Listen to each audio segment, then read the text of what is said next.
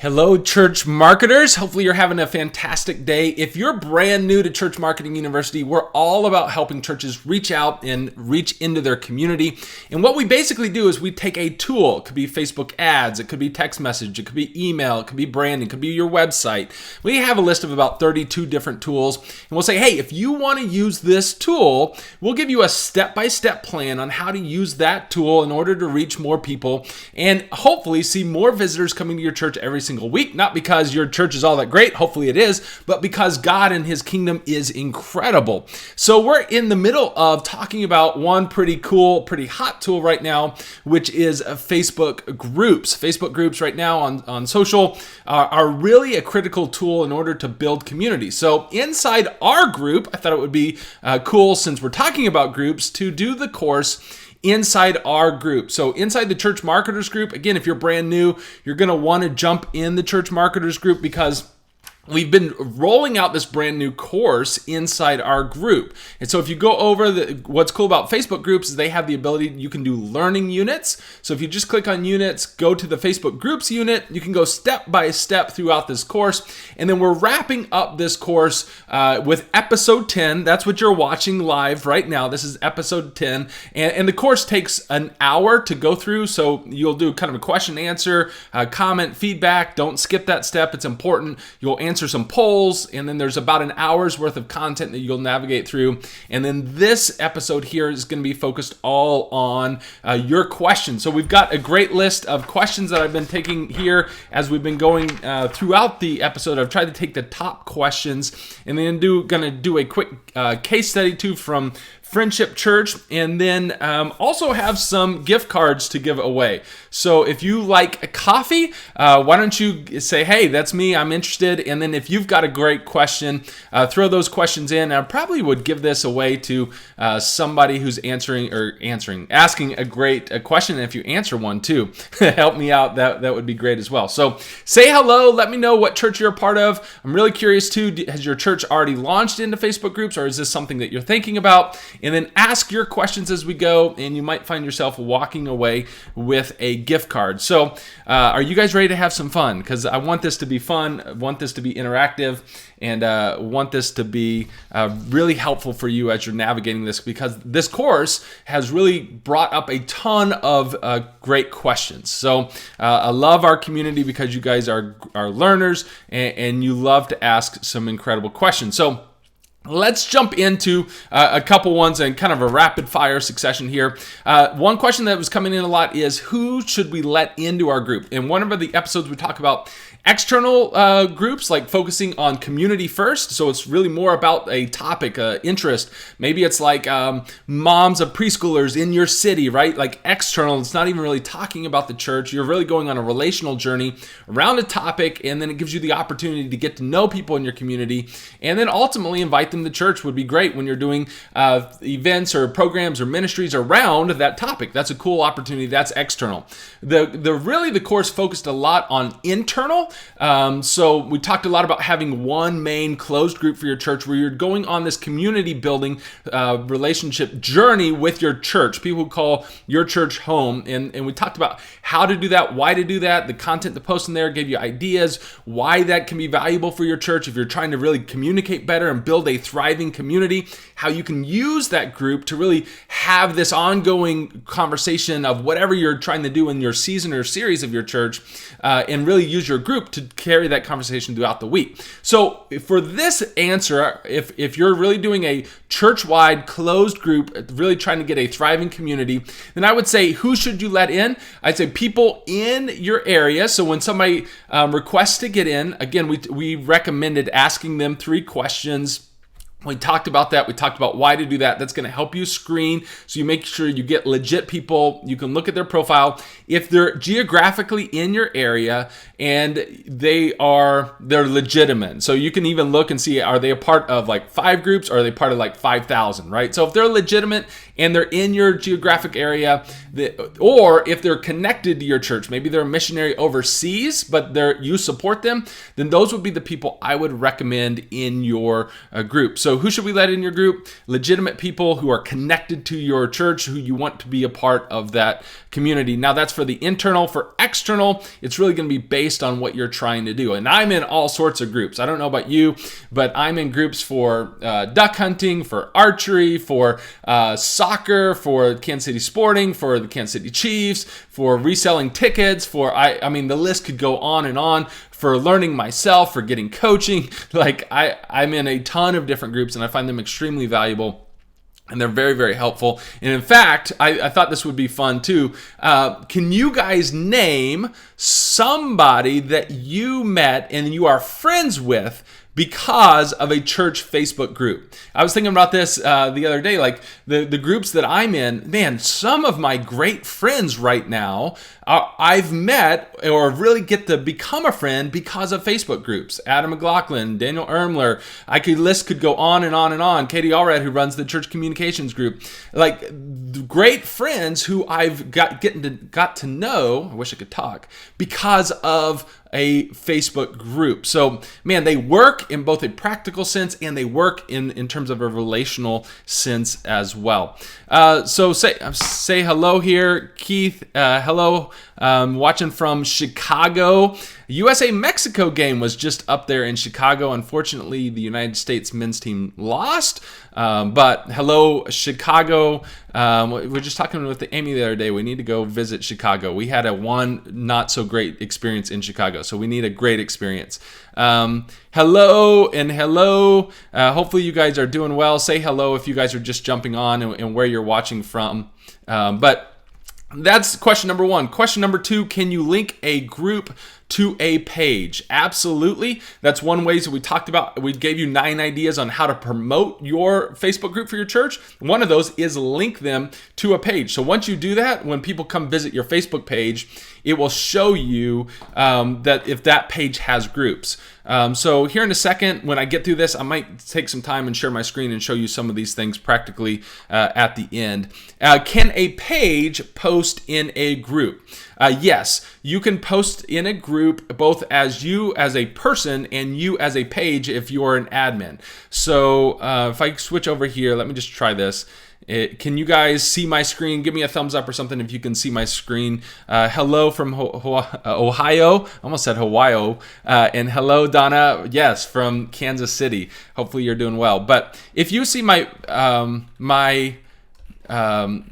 screen here, it's going to ask you in the top right now, and Facebook's always kind of changing this. There's sometimes a down arrow you can change whether you want to interact as your person or your page. But right up here, it's going to say, hey, do you want to interact as yourself or do you want to interact as the page? So this gives your people who are your admins or moderators the ability to say, hey, do we want to create something that is our page, like a post from our page, or we want to create a post from you as a person. So most of the time I find myself in a group interacting as a person, as myself, because I find that it's much more personal, and I think that's the advantage of a group. But still, every once in a while we'll create something that's more of a, hey, here's an official post from our page. So it does give you the ability to do that. And while I'm sharing my screen, if I come over here, so let me go to my home church.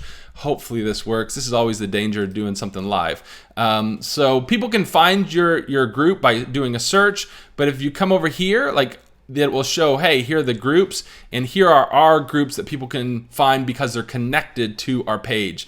And you can have a lot of groups connected. I recommend starting out with fewer groups, the better. And somebody was asking too in our watch party that we just did, hey, we're a multi-site church. Should we do one page, multiple groups, multiple pages, multiple groups?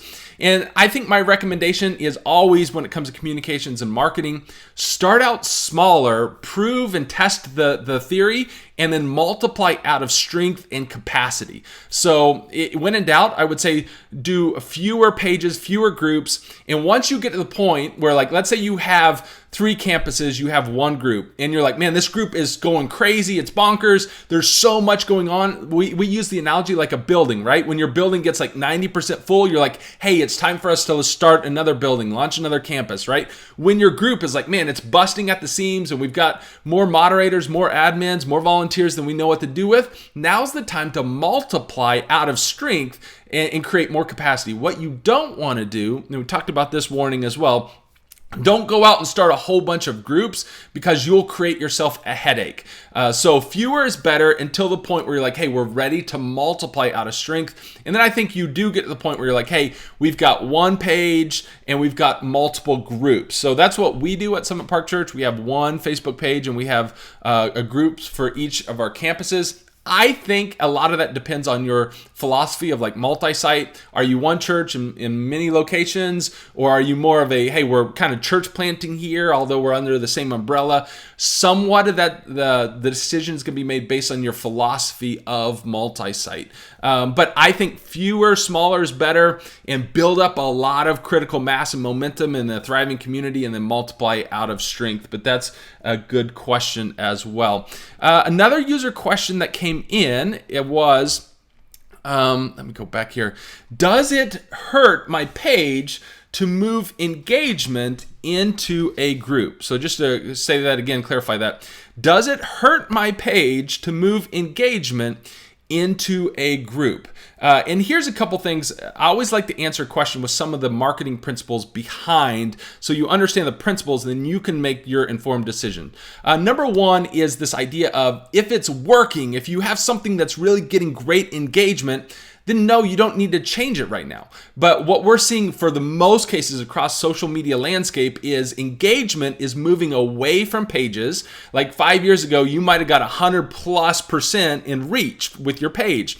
Now that's essentially kind of crashed down to like less than 10, less than 5, less than 3, like percent. So if you've got 1,000 people who like your page, you may only have like 10 to 25 people who are seeing that post. So the landscape is shifting where you see much more engagement happening in groups.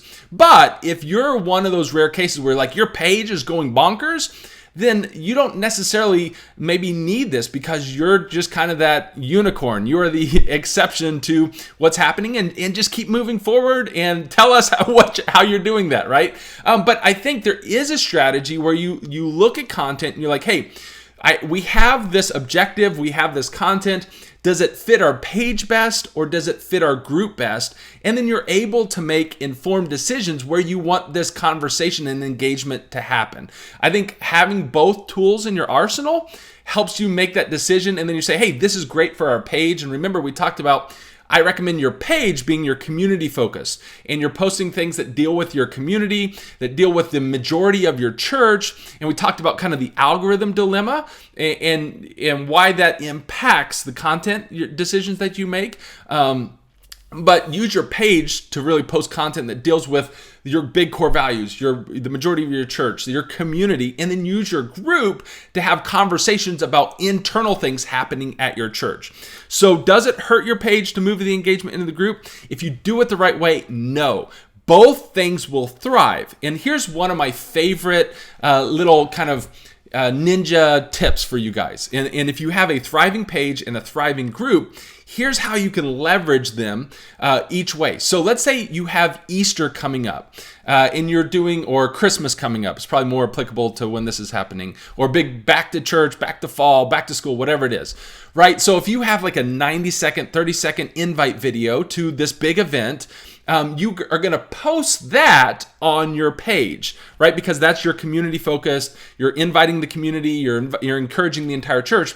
And then what's cool is use your group to go live in the group and say, hey guys, we just made a big announcement about our big event coming up. I'm not going to spoil the surprise. You need to go to our Facebook page, watch the video, and then go crazy sharing it, engaging it, tagging your friends. You use your group to now be able, another tool to really get a lot of engagement on your page, and then vice versa. You can use your page And we talked about this example of a missionary in Tanzania where, let's say you're building an orphanage in Africa or somewhere, wherever it is.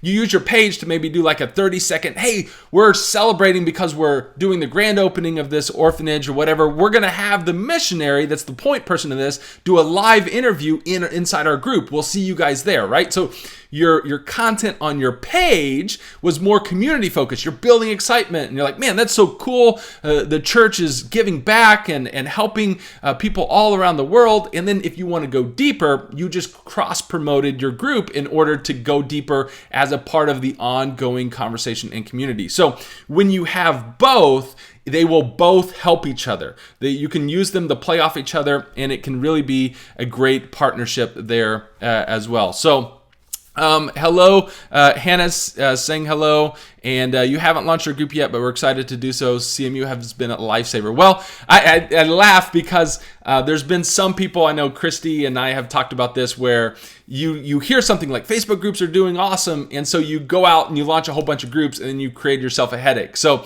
if you are in a situation like Hannah, if you're thinking about doing a group, go through the course first so you can solve a lot of these problems up front, because it is hard, and this segues into our next question is, how do I get rid of groups or pages?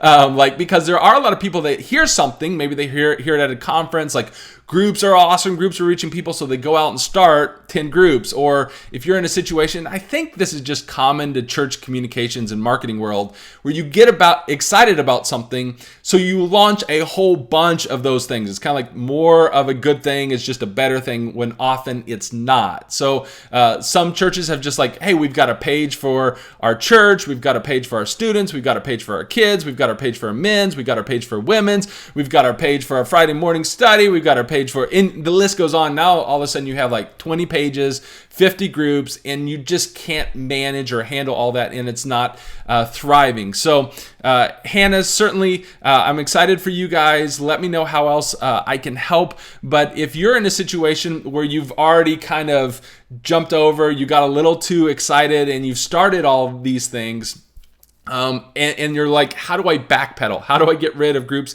and pages? That's hard, and I think a lot of it is a kind of a case-by-case study. Sometimes you got to let things die, and like, oh, we're slowly gonna like move away from that. Sometimes you give people a better option, like, hey, we're all combining, we're moving over, we've got a brand new group that we're launching, and we're all like, you come up with a kind of a mile marker in the sand, and you say, hey, here's the next, these things have been cool, here's what we're doing next, right? And so like you come up with the new option, and that allows you to sunset other things. I think if you've got ministries that maybe they have pages, so they feel like, oh, we're holding on to them, maybe showing them how a strategy that is more broader and all-encompassing, like a church-wide group, will actually help everybody, because their page probably isn't helping anybody. So it's probably just a drain on resources, and it's really not helping them. So how can we take those resources, all put our resources together like a big old happy potluck, and now we have like a great picnic, as opposed to like everybody's got their brown bags and not an exciting potluck here. So I think sometimes giving people a better option, a better way forward. I think sometimes just acknowledging.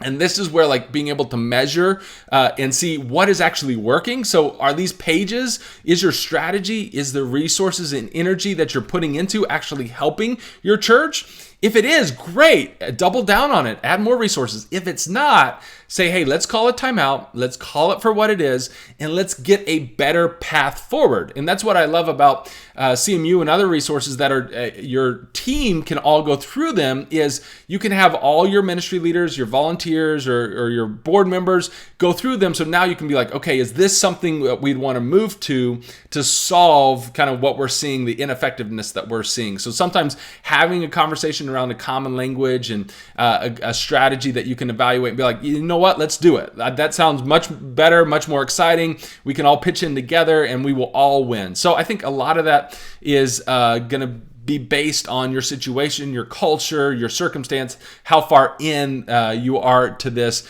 till you can backpedal. Groups specifically, Facebook doesn't even allow you to delete a group. I think it kind of goes back to this perspective that you don't really own the community. You're more of a steward of the community. So what Facebook, I think, allows you to do right now is archive groups. So you might even be able to just, hey, we're going to go ahead and archive groups.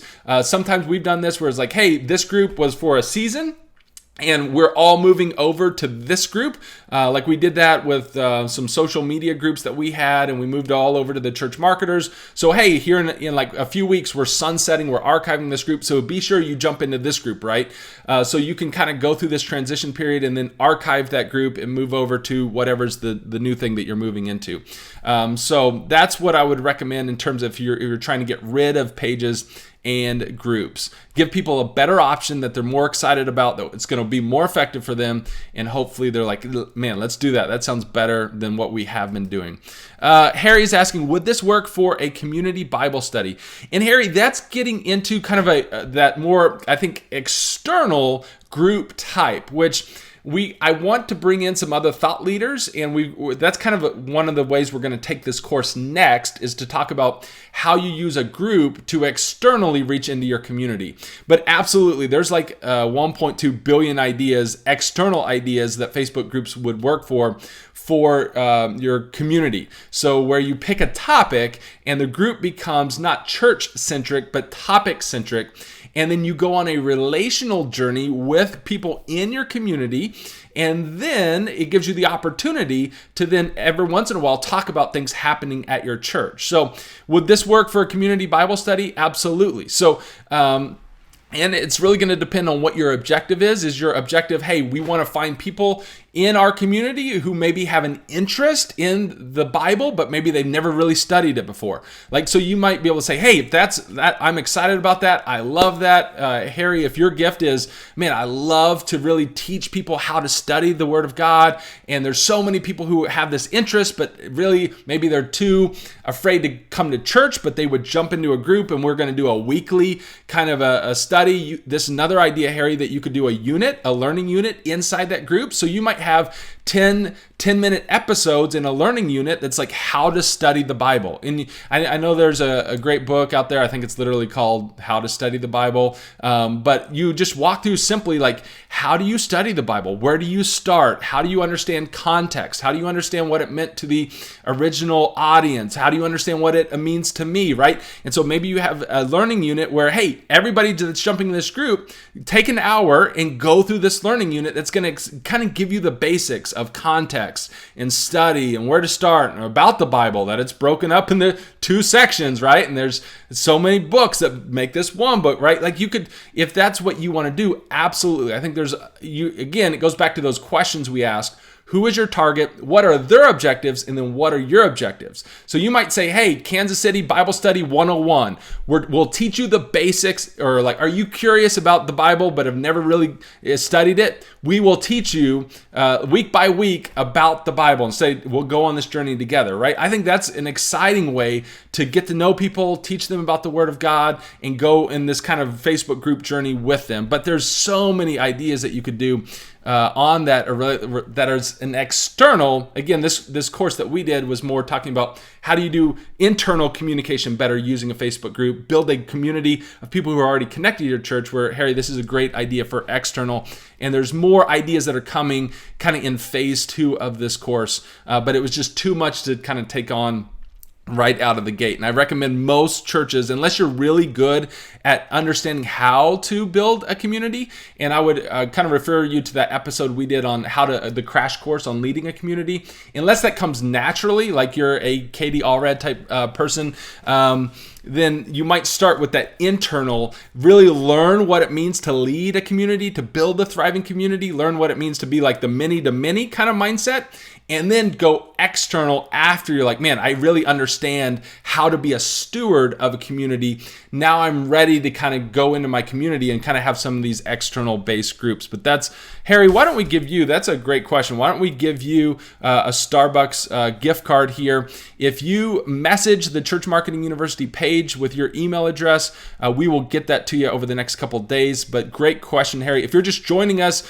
we're talking all about Facebook groups. We just rolled out a brand new course that we went through together in a watch party today, and we're giving away some coffee for people who are asking great questions. So Harry, you are the first one to win some coffee today. So congratulations, shoot us a message. So the next question is, should I get rid of our page and just go with a group? And my recommendation is going to be a strong no. Do not get rid of your Facebook page.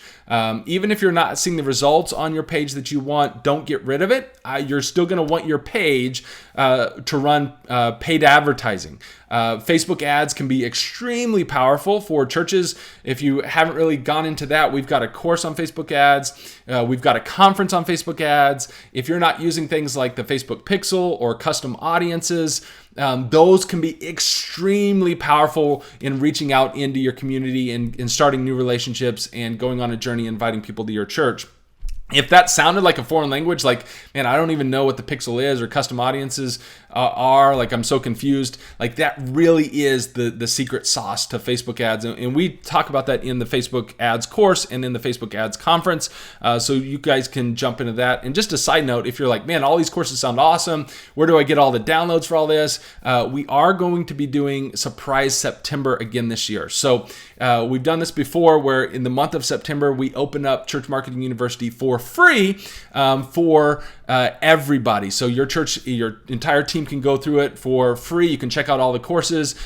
People love this because they get to jump in and see if it would be a good fit. If you would like to get notified when Surprise September happens, since we're still a little bit of ways, let me know and just say, hey, give me a hand raised emoji or a GIF or something like that. And I'll come back to this post and message you guys an update when Surprise September launches. So if you're interested in that, let me know, and you can go through.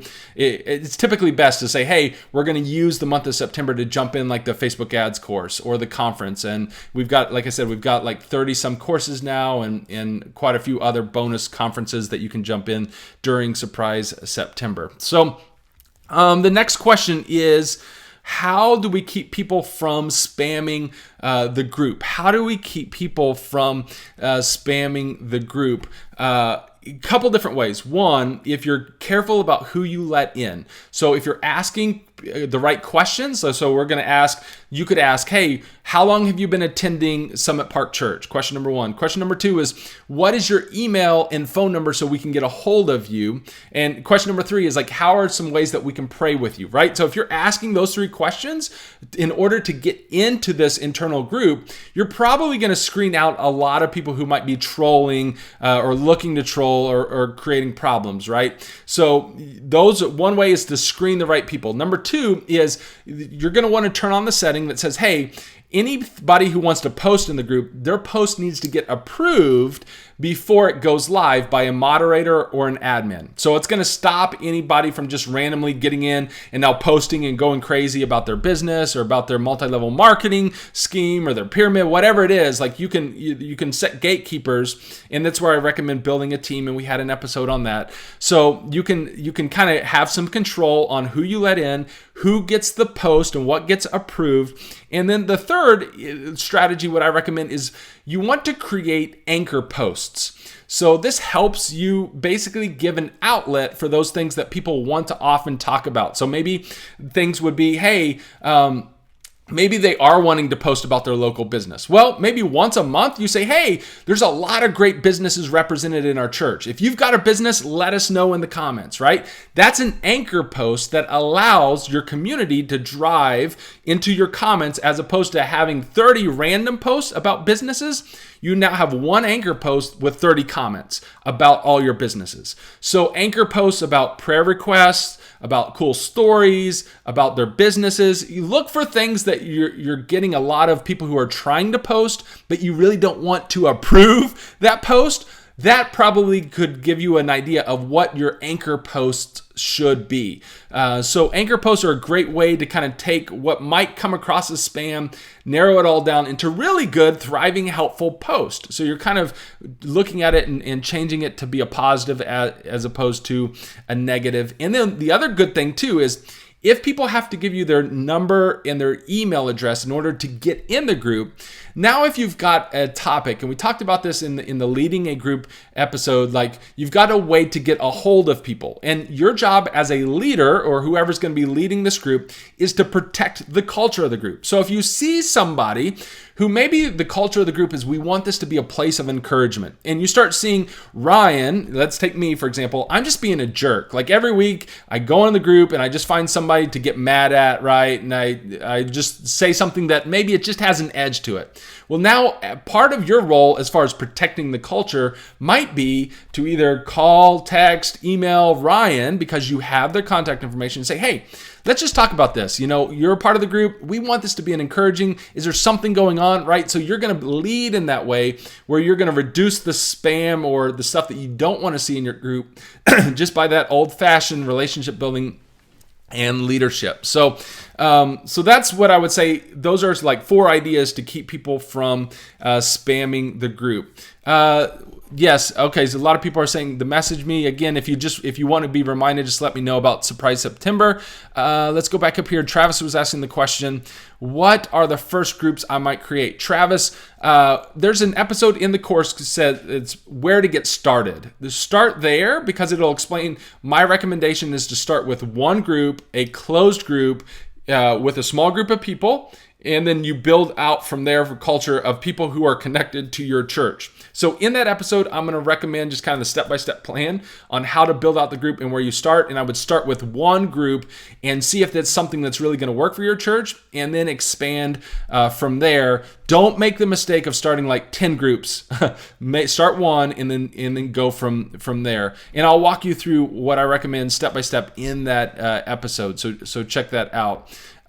Next one, Donna's asking ads in group at some point. Yeah, hope not, but surely Facebook isn't going to let a source of income get away. Donna, I think you and I think very similarly. And from what I've seen about social media platforms is they often roll something out, they get everybody excited about it, and then they monetize it. They roll something out, get everybody excited about it, and then they monetize it. That's just kind of the path of travel for social media platforms. So in that episode about ownership, what I recommend is, hey, we want to recognize the game that's being played. And we say, hey, if that's the game being played, we'll play your game.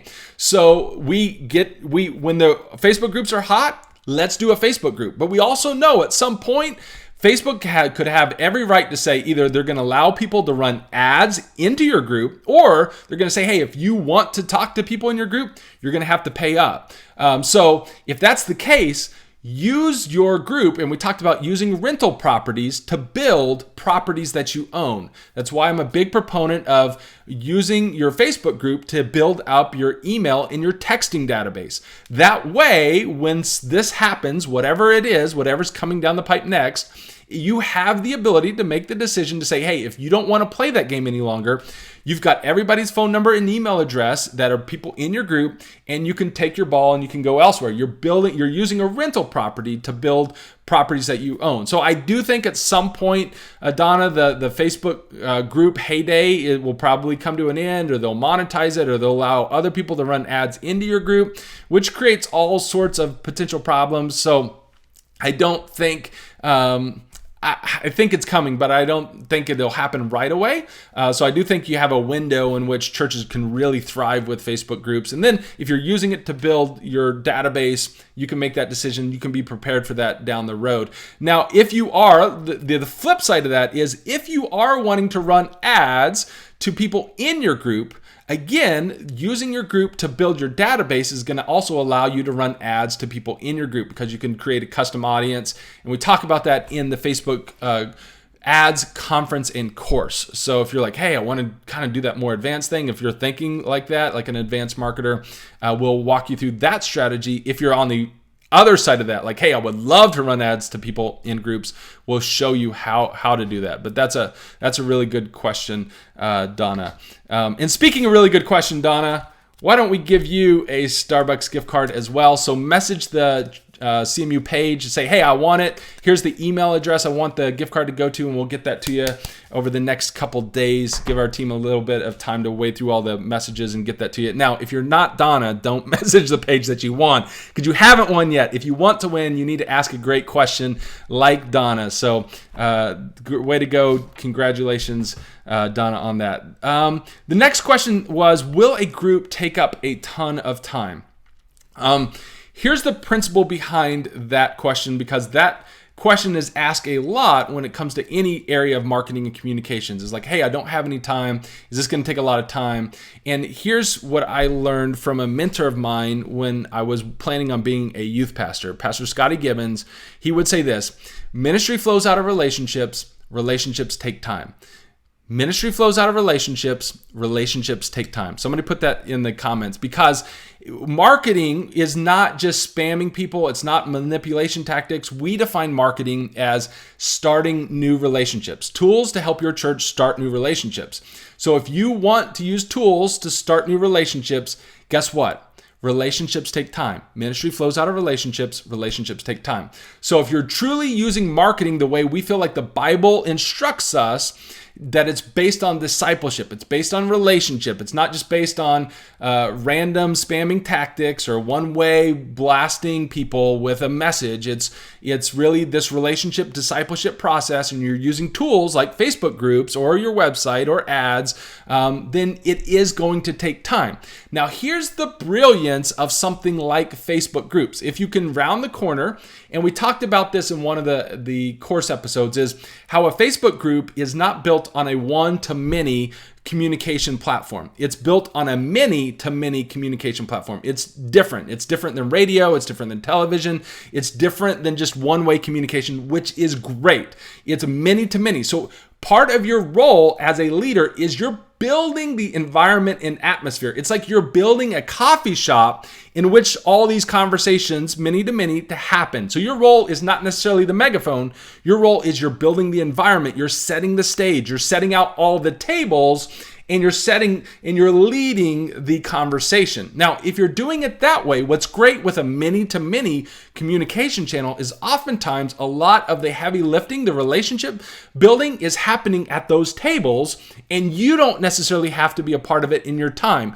Your job is to lead, develop culture, build up teams, set the stage, and then the many-to-many is where the relationship, the discipleship, that journey is happening. So if you approach it the right way, it certainly can give you a lot of time back because a lot of that relationship is happening. It's like the church marketers group, right? Like, I am trying to set the stage for how can I build an environment where churches and church communicators, church marketers can get help when they need help. So as long as I create a thriving group, when you guys post in the group, I don't always have to answer, because it's a thriving group. So there's normally 8 comments and answers and ideas and suggestions before I even get to the post. Now, if I come across a post that doesn't have any comment, somebody's sitting at a table by themselves, I typically will start tagging people to come sit at that table and say, hey, you're an expert. This table is about church bulletins. Will you guys talk, right? So that's my job. My job isn't always necessarily to give the answer as much as I am creating tables. So if you're kind of going to that many-to-many idea, then it's a lot of times it will help you alleviate the time. But if you're trying to do it all yourself, it's certainly going to take a lot of time. So it's based on kind of your mindset and how you set it up. And like everything with Church Marketing University, we're a big fan of what the Bible says, that your job as a leader in the church is to raise other people up for the work of the ministry. So this is a great opportunity to raise other people up to help be moderators, administrators, content creators, storytellers inside your Facebook group. We talk a lot about that in the course, developing worship leaders, developing speakers, developing leaders. Use your group to do all that. It doesn't need to be kind of bottlenecked by one person as much as it's a community that you're helping develop and build that out. So the next question, somebody, I think, Let's see here. Janice was asking, I'm in a small church with an elderly congregation. Less than half use the internet, let alone Facebook. Will a group help us out at all? Janice, a couple of things to think about. Well, number one is we start a lot of our conversations at Church Marketing University asking who is your target and what is their objective. And if they're not on Facebook, don't force it. So if you're like, hey, this really isn't going to work for us, hey, take these principles and apply them somewhere else where they are on, because really, if your church is trying to communicate or market and you're not getting engagement, if it's oftentimes because you haven't really started with your target audience in mind, what's important to them, what are they trying to achieve, and what communication channels are they already on. Now, that's why I love your questions, because you're starting with your target in mind. So if you're like right on the fence where you're like, hey, we maybe think this will work, we're not sure. What I would recommend, and we talk about this in the course, is start with a small group of people in a closed group and beta test it. This is what's awesome about a Facebook group, is just try it out. Like, get 12 people that you think might be a good fit, might help beta test this out, and try it out. If you're like, man, this is awesome. And a lot of times you'll see churches like they have a staff Facebook group or volunteer, or the worship department has a Facebook group, and it's just thriving and it's awesome. It's an indication that you're onto something, that your people will jump in. But if you kind of start this off, you try some of the things that we talk about, and like, man, it's just crickets, don't force it. We always talk about, hey, don't push a boulder uphill. It's not worth it. Don't add gas just to logs with no fire. Just at that point, you're going to say, hey, we tried this. We're going to try something else. We're going to move on to something else. So don't force it when it comes to marketing and communications. Find where the fire already is and where your momentum is, and then add gas to a fire that already exists. So I do think there's ways to test this out to see, would there be a fire here or not? But then make that decision and don't try to force it if it's not going to work for your church. No matter what me or any other like thought leader would say, if it's not working for your culture, for your church, move on to something else. It's not worth your time and your resources. Use your time and energy somewhere else. So let's jump back in. That's a great question. Next one is... we talked about the spamming. We talked about a lot of time. Okay, I think what we want to do next is give, we had Sherry from Friendship Church say, hey, will you look at my page and tell me what content would be great for the page and what content could go into the group. So I thought I would end this Facebook Live by kind of doing that quick case study. I'm going to jump over to there. I think, Sharice, I have a more diverse congregation. A lot of them aren't on Facebook. I think an external, you might say, hey, our people aren't, but maybe your community is. So like, you just have to make those decisions based on your culture, based on your target audience, and then go from there. I think that's brilliant. Any sort of great communications marketing strategy starts with your audience first, and then you go from there. So if you guys are ready, I'm going to share my screen, and we're going to jump over to Friendship Church's Facebook page. And we're going to give you guys a real world example here. So if I come over here and look at Friendship Church's Facebook page, and the question is, what content should go on our page and what content should go in the group? So I thought I would just go through here and just give you guys some ideas. So the first thing here I see is, we've got this video announcement. A couple things right off the bat. One, this video announcement doesn't have any closed captions. So if I'm just scrolling through social, this is kind of hard for me to engage with. I don't think this is ideal for your page, because if I'm a community member, I'm just scrolling through, I don't really have a vested interest in this, and I can't tell what this person is talking about unless I click into it, and I'm not likely to do that. However, if this was in the group, I would probably know who this person is. I probably would understand, oh, these are the announcements I missed this week. I'm going to pay attention. So when it comes to things like announcements, I think your group is a great place for that internal communication. That's a great place for your announcements. And I would recommend in this scenario, let's put this into the group or something like this into your group. And let's look at other creative ways to maybe do more community focus, because even this is like pray for the team. So this is kind of an internal discussion. And we talk about internal discussion is great for a closed Facebook entire church group. So in this case, Sherry, I'm going to say, hey, I think this qualifies for let's put this in the group. And then maybe we want to, out of these announcements, maybe there's one or two that we say, hey, this would qualify for the page. These are big things. We talk about how if they deal with the entire church, your major core values, your community, right? So we might pull out one or two of these things and then throw them on the page. And then what we can say is, hey, if you want all the announcements, check out our website or get into the Facebook group. And here's a little hack too, is a lot of times Facebook doesn't love links in your post, okay? Now you could put more description than what I'm seeing up here, but for your links, so you might say, hey, here are the big things, and then actually list out those things. So I have a little preview of this.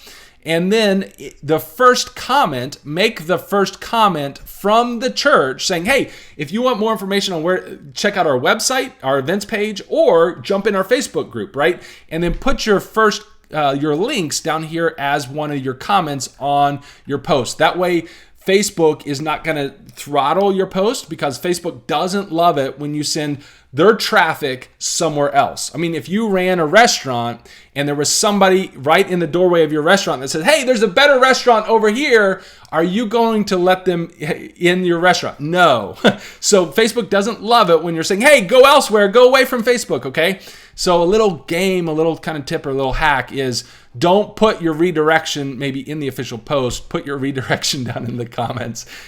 Just a thought. But I think, Sherry, what I would say is internal communication, internal announcements go in your group. And then let's think of things that are the big, broad announcements and put those in the page. So I'm trying to think if there's join the team. Yeah, this is more kind of internal focus from what I'm seeing right here. Now, if you want another little hack, and I'm getting too much in the weeds in this, but if you want an easy way to get like your closed captioning, you could actually set up and run an ad to this. Set up your button to go to your events page. So friendshipchurch.com/events, and then just turn the ad off before you even spend a penny, and you'll get some pretty nice closed captions and a call to action button. But don't tell Facebook I said that.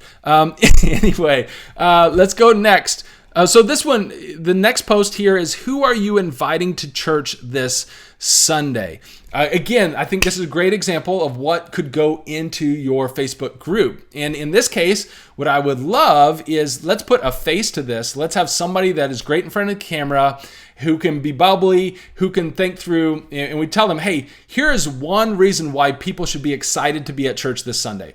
Now, Sherry, they go live in your group and they say, hey, this Sunday's going to be incredible. If you've ever struggled with depression in your life, if you've ever been down, if you've ever gone through a hard emotional season, this Sunday we have a message just for you. We're going to see what the Bible has to say and how you can have hope even in the darkest times. So this Sunday, you're going to want to be there, and then go over to our page, because we just posted a video on our page that's talking about how you can have hope in difficult times. Would you share that? Because you never know what friends are going through really hard times. So go share that the post. You'll see that video on our page. We pinned it up on the top. Be sure you're inviting somebody, because it's going to be an incredible weekend. There's going to be a ton of people that find hope in Jesus. We'll see you this weekend, right? So that goes in your group.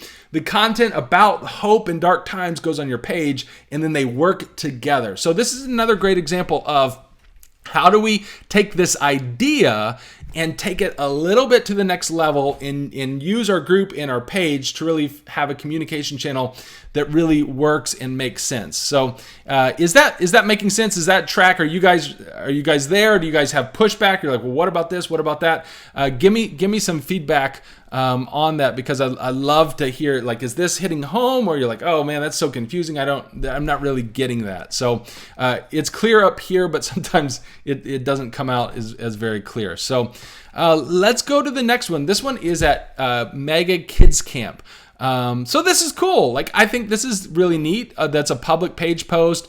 It kind of communicates that your church is all about kids. So I love this being on the page. Again, you could do a two-pronged approach where you take your best photos from Kids Camp, because I think I looked at this and I think I saw that there was a lot of Kids Camp photo albums, which another one that I really love. I like that. It shows your church is fun. Again, kids would like it. But I think there's a few different photo albums. But what you might do is take, like this photo album has 211 photos. So you might take some of the best, put them on the page, and then say, hey, get in our group, and we're sharing daily updates about Mega Kids Camp and all the photos inside our group. So again, there's a lot of churches that are like, hey, how do we get people from Vacation Bible School to actually come back, right? This is a little bit sneaky way that you could say, hey, get in our group. So now you've got those people, you've got their phone number, you've got an email, they're part of your group, they're getting the daily updates about their kids. It gives you an opportunity to go on that relationship journey with them, kind of on the road. But I love this content, and more I like the content, with the actual people in them. I think that's really cool. So that's to me, I think that's great for your page. So keep that up. Now there's so much on my screen. Oh, there it is. It's hard for me to get rid of that. So good job on that. Sherry, I think this type of kind of broader community is kind of facing posts great to be on your page. Again, you might think through, okay, this seemed to really resonate. Is there something correspondingly we could do inside our group? So maybe in the group you say, hey, we're celebrating Independence Day. Everybody put the thing that you're praying for our country in the comments. You may say, hey, that's going to explode and go terribly wrong. But you might think through, hey, if this is really resonating, what's the corresponding next step that our community could take and do that next step inside your Facebook group? So at the movies, this appears to be a sermon series. I sometimes laugh. Not at the movie series, because I love churches when they do this. Sometimes I see their marketing, like there's big banners out by the road that says at the movies, and I'm just wondering if you're a community member who are not familiar, because we're all familiar with the at the movies series and what that means. I almost wonder if people in our community think, oh, that church is all at the movies. That's kind of cool. Like I wonder if I go, do I go to the movie theater and meet them? But it's neat that they're going to take their entire church to the movies.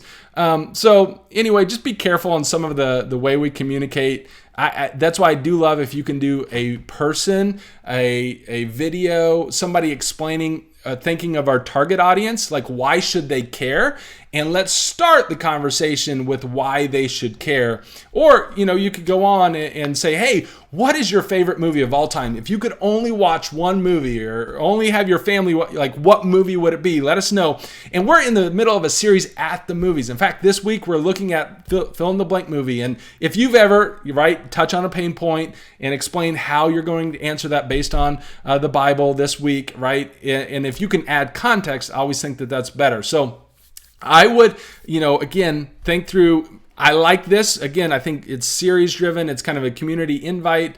So I would put that on the page for sure, and then think about the corresponding thing that could go in the group, where again, you might have your pastor or somebody on the speaking team who's going to be speaking. Why are they excited about the message that they have for this week, right? And then go live and say, hey, here's why I'm excited. Here's what God's done in my heart. Here's why I think you should be inviting people. In fact, we just posted this video on our page. So be inviting people this week because fill in the blank. So, hey, Sherry, you're on here. Anyway, there you go. You joined us. So, been going through the page. Good job on all this, and good job to Kristen as well. She's doing a fantastic job. I think let's do maybe just a couple more examples to drive this home. This one actually got a lot of love here, I think. So it was about this kind of a unique instrument and how they were a visitor at the church. So I think that's a really clever play here. So I think that's cool. What I would have loved to seen, I think, again, a lot of this, I think you guys are on the right direction. I think it's just thinking through, that next step to it. So in this case, what I would have loved to seen is whoever was playing this playing it live on Facebook, right? And then kind of do a very similar, so like not, and by live, I don't mean like live on the stage during worship service. I mean maybe before service, playing something funny, something cool. I don't even know what this instrument sounds like. So it would get people's attention. It would stop the scroll. And then you would have a creative way to invite them to church as well. Hey, we love visitors. And this week we've got a really interesting visitor, type deal. Like have fun with it. But I think that's a cool post, interesting post. I'm curious. When I saw it, I read it. So I like that into the on the page as well. But yeah, I think, again, great stuff here. Sherry and Friendship Church. Hopefully that gives you some ideas on what I would recommend, what would go on the page, and then what could go into your group. But you guys are doing a fantastic job. Keep up the good work. So I think that's it, guys. Unless you have any final questions, I'll jump through here and see if there was any questions that came in. I have 3 more minutes to answer any questions so we can do rapid fire. If you guys haven't yet and you're just like, hey, I'm brand new to this, I saw you were talking, I was curious what you were talking about. We're talking about the Facebook groups course. You can jump in the Church Marketers group and go through it for absolutely free. If you want the surprise September where you can get the whole course and check out any of the CMU courses, leave a message below and we will message you when surprise September happens. So that's what we're up to. And then I think we've got another Sherry here saying I'll have to watch more than once to process information. Thank you very much, Sherry. That's very, very kind of you. And then, yeah, sometimes I have a habit of talking way too fast, sharing way too much information. So that's where the courses, because you can pause them. They're step by step. They're much more concise.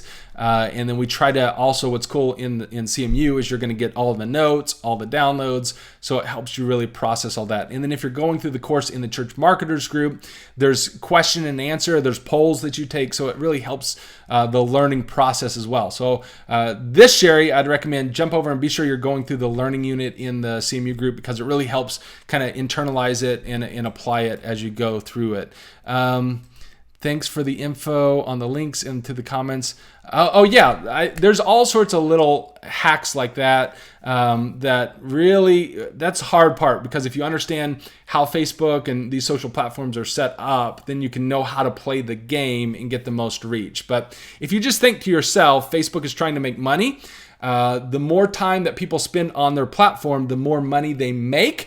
And so if you are helping, and I know this is going to sound crass, but if you just understand the bottom line, if you are helping Facebook make money, Facebook is going to share your content a lot more. They're going to give your content a lot more reach. So if you're thinking through a post that you're about to post in your church, if you ask the question, will this help Facebook make money because it increases time on the page, on their platform? That's why they love conversations. That's why they love engagement, because it keeps people on their platform. So if you're keeping people on the Facebook platform, guess what? Facebook is going to share this with more and more people. So that's just kind of the bottom line to it.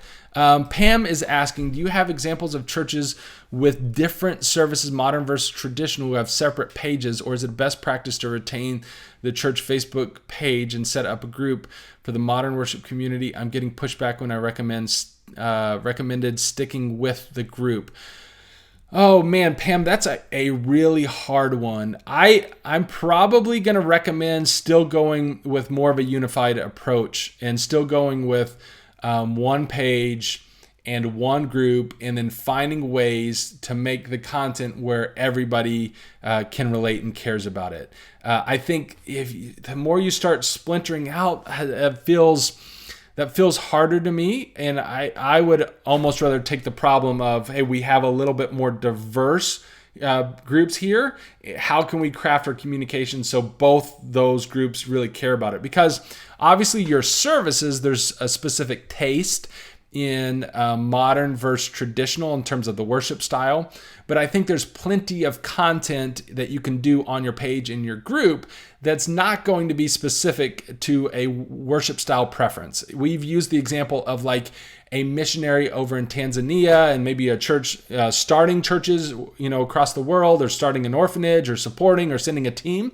Like sharing cool stories from that journey or whatever that journey is, I think is going to relate to the traditional person or the modern person. So I think I would still going to recommend one page for the entire church, one group for the entire church, and really focus your content on storytelling. Craft your communications around the core values underneath what you're sharing. So not a specific style as much as at such and such church, we love seeing God transform lives, right? Whether I'm traditional or modern, we can both agree on we love seeing God transform lives. We want to share a quick story about a family who came last Easter and God has transformed their lives this entire year. Check this out, right? So now like your strategy is like, how do we share in such a way that kind of both these groups can resonate with our content?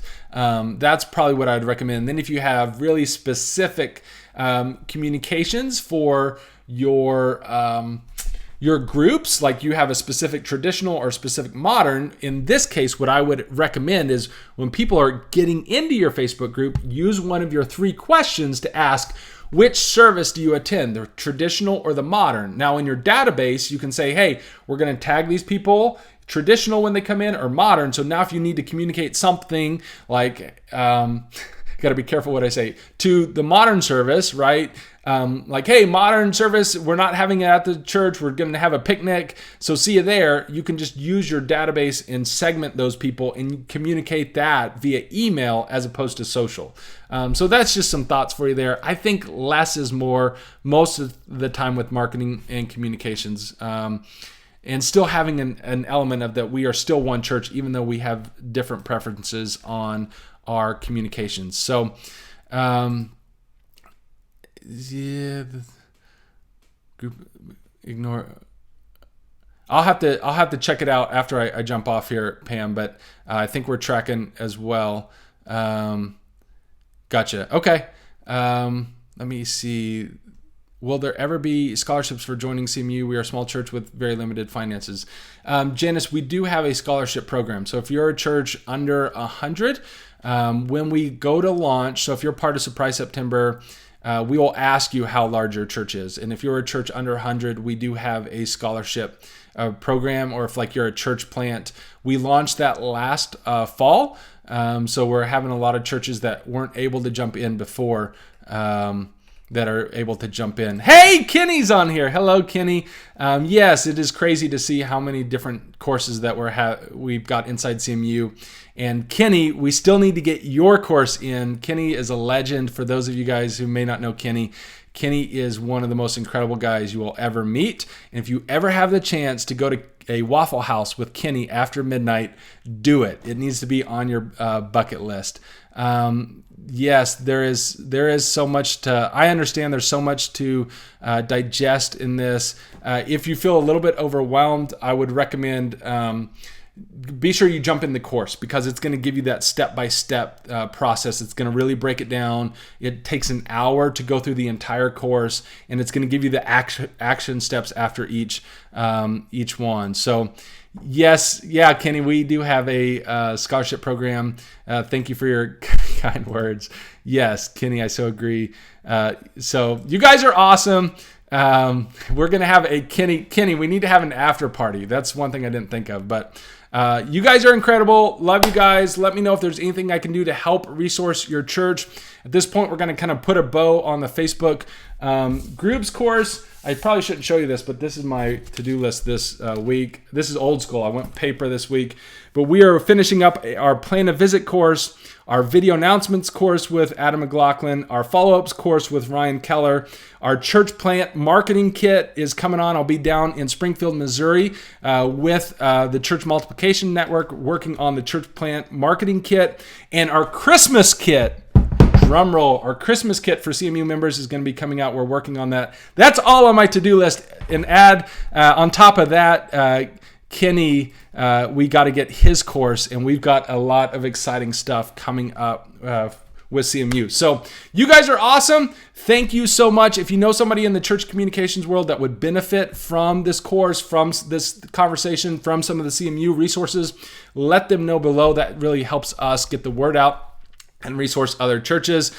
You guys are incredible. God bless, and we'll see you back next week.